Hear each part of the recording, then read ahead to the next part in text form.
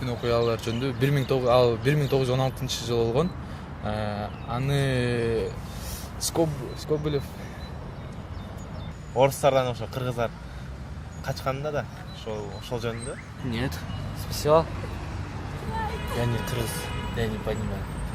1916 жылы кыргыздар көтөрүлүш болуп Кытайга качышкан. Ошо. Эмне үчүн ал кыргыз эли үчүн маанилүү?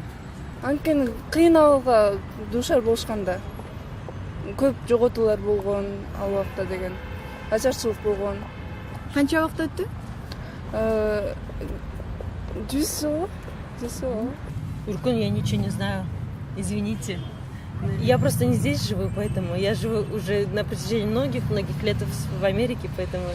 Уркун окуялар жөнүндө билем. Шашаттан азыр мен. Үлкүнүн? Үркүн. Уркун? Ал эмне билесизби? Жок, эче билбейт, я не знаю. Кыргыздар болсо өздөрү качканга катышкан. Эмне үчүн качышкан? Басмачылык болуп атпадыр ошол жылдары. 16-жылкы? 1916-жылкы? Анын болушуна эмне себеп болгон? Байманаптар. 1916 болгон.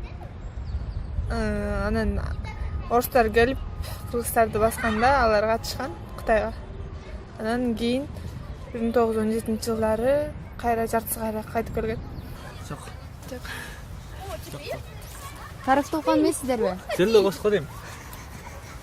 Жок, Тарыхты окугансызбы? не особо.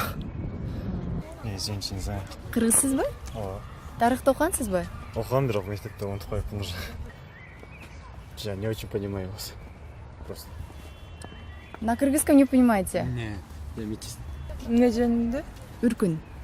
Кайсы Уркун? Кайсы жылды? 16-жылбы? Ооба. Билем.